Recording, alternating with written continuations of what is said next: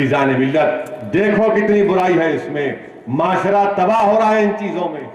دارالسلام کے روز کوئی نہ کوئی ہماری بچی آ کر شکایت کرتی ہے کہ مجھے جہیز کے نام پر مارتے ہیں، مجھے جہیز کے نام پر میرے باپ کے گھر کو چھوڑ کر آ گئے۔ کوئی آ کر کسی نے مجھ سے شکایت کی، میں آج تک نہیں بھول سکتا، آج سے 15-20 دن پہلے ایک باپ آ کر میرے سامنے بہت رویا اور آ کر کہا کہ اسد صاحب میں نے لاکھوں روپیہ لگا کر اپنی بچی کی شادی کی، میری بچی اپنے شوہر کے ساتھ کسی گلف ملک کو گئی اور وہاں پر شوہر اس کو روز مارتا ہے، مار مار کر اس کا چہرہ سجا دیا، اس سے کہتا ہے کہ غلط حرکت کر۔ بتائیے عزیزان ملت، یہ لوگ کیا جواب دیں گے حشر کے میدان میں جب اللہ کے رسول صلی اللہ علیہ وسلم، صحابہ کرام، تابعین تتا تابعین، اولیاء اللہ رہیں گے تو بتاؤ یہ لوگ جو آج اپنی بچیوں کو مار رہے ہیں، اپنی بیویوں کو مار رہے ہیں، کیا تم اس دن کیا چہرہ دکھاؤ گے اس حشر کے میدان میں؟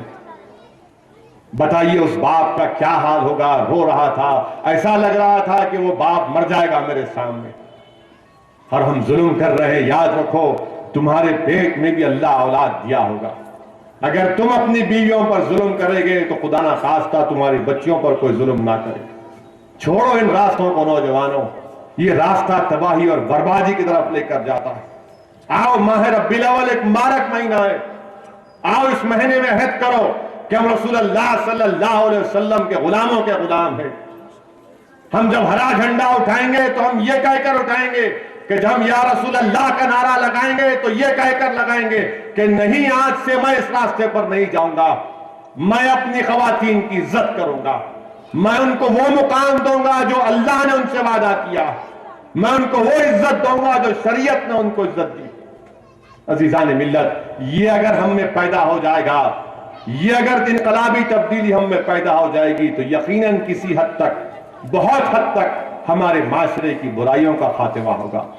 عزیزان ملت اسلامیہ، قرآن کریم میں اللہ نے رسول اللہ صلی اللہ علیہ وسلم کو روشن سورج اور ایک چراغ کہا، سراج منیرہ کہا، اور آپ اور ہم جانتے ہیں کہ جب سورج طلوع ہوتا ہے تو سورج کی کرنیں غریب کو، امیر کو، حاکم کو، محکوم کو، سب کو منور کرتی ہیں، اور میرے آقا محمد مصطفیٰ صلی اللہ علیہ وسلم آفتاب نبوت کے سورج ہیں، اور آپ کی ہدایت کی کرنیں ہندوستان کے ہر ہندی پر پڑتی ہے، مصر کے مصری پر پڑتی ہے، امریکہ کے امریکن پر پڑتی ہے، یہ نہیں دیکھتی کہ کون کیا۔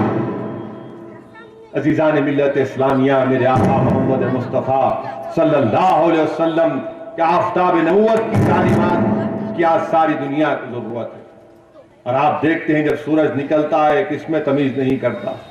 رسول اللہ صلی اللہ علیہ وسلم سارے جہانوں کے لیے رحمت ہیں، سارے جہانوں کے لیے راحت ہے، سارے جہانوں کے لیے رحمت ہے اور راحت ہے۔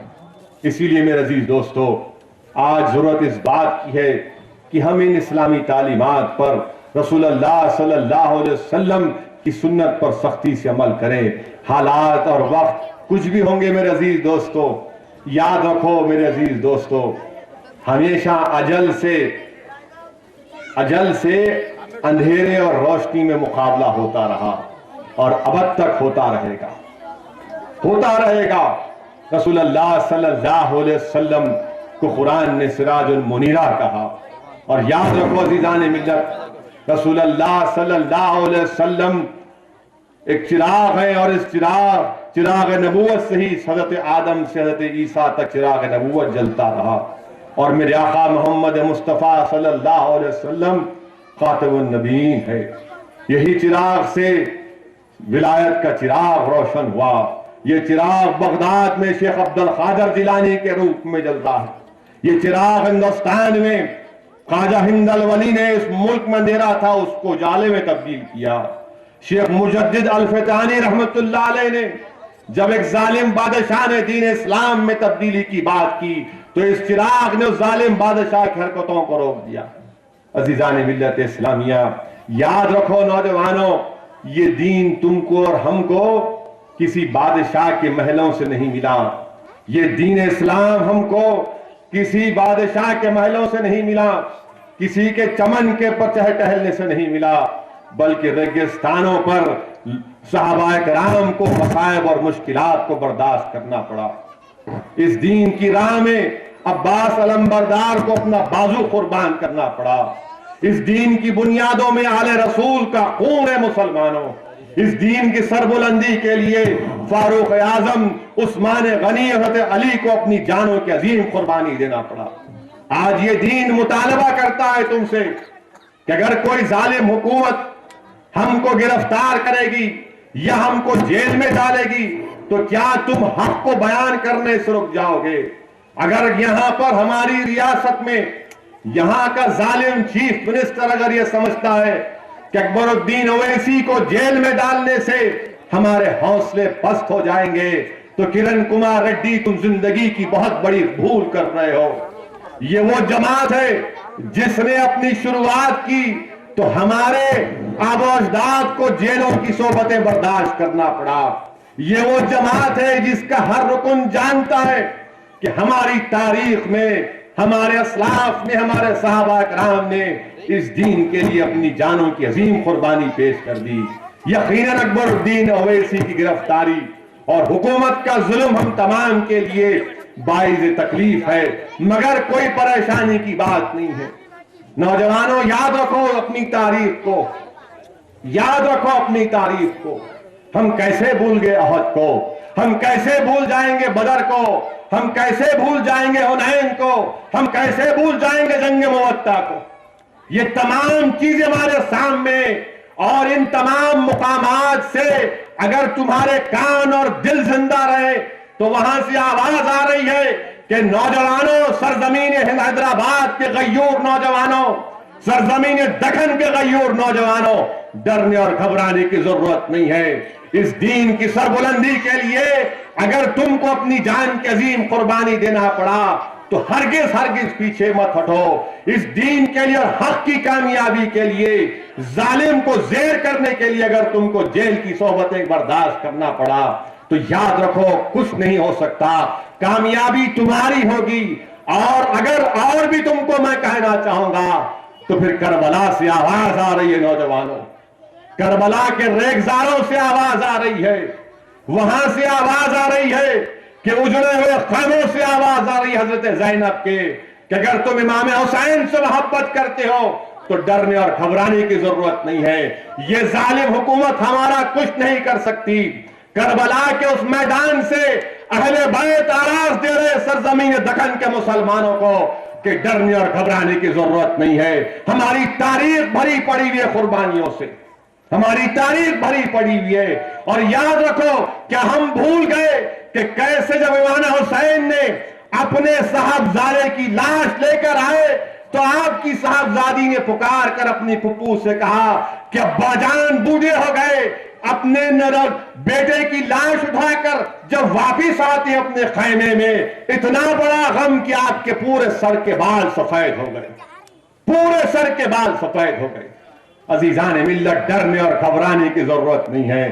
یقیناً یہ ہمارے لیے ایک چیلنج ہے، مگر نوجوانوں یاد کرو آقا کی حدیث کو کہ اللہ کے رسول صلی اللہ علیہ وسلم نے فرمایا کہ مجھ سے پہلے کسی کو اتنا نہیں ستایا گیا، نہ میرے بعد کسی کو اتنا ستایا جائے گا۔ اللہ کے رسول صلی اللہ علیہ وسلم نے خوشخبری دی ہے کہ میرے بعد کسی کو اتنا نہیں ستایا جائے گا۔ یہ ظالم چیف منسٹر کیا ستائے گا؟ اب ہم جب اس کو ستائیں گے تو اس کی 7 نسل ہم کو یاد رکھے گی کہ مجلس کی مخالفت کرنا بڑا مہنگا سودا ثابت ہوگا انشاءاللہ۔ ہم پیچھے نہیں ہٹنے والے،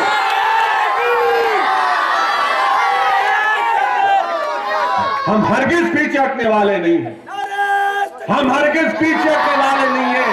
ہم حق کو بیان کرتے آئے، حق کو بیان کریں گے۔ تم جیلوں میں ڈال کر ہماری زبانوں کو بند نہیں کر سکتے، تم ہم پر ہندوستان سے جھوٹے غداری کے الزام کے مقدمے ڈال کر ہماری زبانوں کو تم نہیں بند کر سکتے۔ تم جتنا دباؤ گے जालिम कांग्रेस की हुकूमत, ये जालिम पुलिस जितना हमको दबाएगी, ये जमात उतना उठेगी, ये जमात उतनी ताकतवर होगी। तुम अब हमको रोक नहीं सकते, हम आगे बढ़ेंगे, हिंदुस्तान नहीं बल्कि तमाम गली कूचों में जाएंगे और तुम्हारे जुल्म की दास्तान को बयान करेंगे। तुमसे मुकाबला जमहूरी अंदाज में होगा, तुमसे मुकाबला कानून के दायरे में होकर होगा और तुमको इंशाअल्लाह ताला अल्लाह रुसवा करेगा, अल्लाह जलील करेगा। और ये साजिश करने वाले जान ले, तुम साजिश करो, मुझे अल्लाह की तदबीर पर पूरा भरोसा है, मुझे अल्लाह की तदबीर पर पूरा भरोसा है। ये क्या करेंगे बेचारे? तकरीर करे, ठीक है, सही है या गलत है वो कोर्ट फैसला करेगा, मगर नहीं, हिंदुस्तान के पूरे टीवी चैनलों पर सब 6 दिन तक वही बाजा बजता रहा। अखबारात में क्या क्या लिखा? अरे कोई तुम कोर्ट हो क्या? तुम क्या कोर्ट का फैसला करोगे? तुम क्या कोर्ट का फैसला करोगे? मीडिया में बैठकर, टीवी की स्टूडियो में बैठकर अकबरुद्दीन अवैसी ऐसा, अकबरुद्दीन अवैसी वैसा। अरे मैं उन लोगों से पूछना चाहता हूं, किसने कहा था कि एक धक्का और दो बाबरी मस्जिद को तोड़ दो? किसने कहा था? किसने कहा था कि मुसलमान का बच्चा बाबर का? किसने कहा था? गुजरात के फसाद के बाद यही अटल बिहारी वाजपेयी ने कहा था ना, गोवा में कहा था कि ट्रेन किसने जलाई? क्या नरेंद्र मोदी ने नहीं कहा था कि एक्शन का रिएक्शन?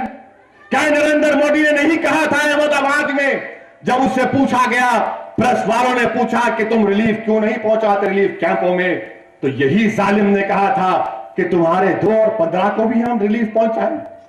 किसने कहा था ये? आज जो लोग उंगलियां उठा रहे, मुझे बताओ ये कि जो बंबई का बाल ठाकरे आज जो दुनिया में नहीं है, क्या उसने नहीं कहा था कि मुसलमान और इस्लाम इस मुल्क में कैंसर है, इस कैंसर का इलाज करना चाहिए? क्या तुम्हारी जबानें बंद थी जब? किसने कहा था कि हैदराबाद को ऐसा कर देंगे? सब बोलेंगे, हम बोलना, तुम बोलना, हम सुनना। और तुम्हारा कानून गूंगा है उन लोगों के लिए, तुम्हारा कानून तुम इस्तेमाल नहीं करते। और हम कहते हैं तो नहीं, 121 हिंदुस्तान से गद्दारी का इल्जाम, अगर अकबरुद्दीन अवैसी के ऊपर तुमने इल्जाम लगाया, पुलिस कस्टडी किस बात से ली आपने? पुलिस कस्टडी कब लेते? पुलिस कस्टडी उस वक्त लेते जब और मजीद तहकीकात करना है। मिसाल के तौर पर कोई कत्ल हुआ तो कत्ल में जो इस्तेमाल वेपन है या हथियार है उसको मालूम करना, कोई साथी है तो पकड़ना, कोई पैसों का स्कैम हुआ तो पैसे कहां है मालूम करना। अरे जब तकरीर का सीडी तुम्हारे पास है तो पुलिस कस्टडी की क्या जरूरत? नहीं, पुलिस कस्टडी लेना। तुम ये समझ रहे हो किरण कुमार रेड्डी कि तुम्हारे जुल्म से हम डर जाएंगे या घबरा जाएंगे? नहीं डरेंगे, हम मुकाबला करेंगे। मेरा पूरा ही ईमान और तवक्कुल अल्लाह की जात पर करा हूं मैं, और अल्लाह मुझे हमेशा कामयाब हमको करा है। अल्लाह जरूर हमको कामयाब करेगा, अल्लाह जरूर हमको हमारे जरिए से अल्लाह हमको और इज्जत से नवाजेगा, इतनी ताकत से नवाजेगा कि कांग्रेस दोबारा इख्तियार में नहीं रहेगी इंशाअल्लाह। ये ना चीफ मिनिस्टर रहेगा ना इसकी जमात रहेगी। और बीजेपी वाले बोल रहे कि मंजलिस को बैन कर दो, मंजलिस को बैन कर दो। बताओ संघ परिवार वालों, बैन तो तुम पर आयद होना चाहिए था। मक्का मस्जिद का बम ब्लास्ट क्या संघ परिवार के लोगों ने नहीं किया? क्या स्वामी असीमानंद पर मुकदमा नहीं चल रहा? क्या धन सिंह पर मुकदमा नहीं चल रहा? यही मक्का मस्जिद का बम ब्लास्ट किसने किया? तुम लोगों ने किया, संघ परिवार के लोगों ने किया। क्या इस मक्का मस्जिद के बम ब्लास्ट में किलवत का रहने वाला 11 साल का 15 पारों का बच्चा नहीं शहीद हुआ? कौन जिम्मेदार है बताओ? बैन हम पर आयद करना। समझौता ट्रेन में इंद्रीश कुमार किसका नाम है? किसका मेंबर है? आरएसएस का मेंबर इंद्रीश कुमार। मालेगांव में 2 बम ब्लास्ट किसने किए? तुमने किए। मोडासा में बम ब्लास्ट किसने किया? तुमने किया, संघ परिवार ने। नहीं, मजलिस पर बैन आयद होना, किस बिना पर बैन आयद होना? तुम दहशतगर्दी के तंजीमों मुलविस। अगर हम कहते हैं तो बदनाम, بیانات کر دو تم بام لگاتے ہو تو کچھ نہیں ہوتا.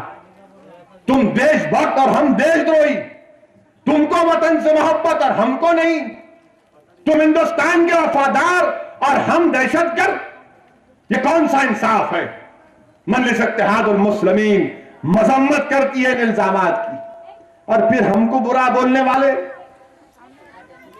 کانگریس کے ایک ایم پی ہیں راجیہ سبھا کے, جبلی ہال میں ان کو پیریار کا ایوارڈ ملا. پیریار کا تم کو ذرا خیال نہیں آیا پیریار کا ایوارڈ لیتے وقت؟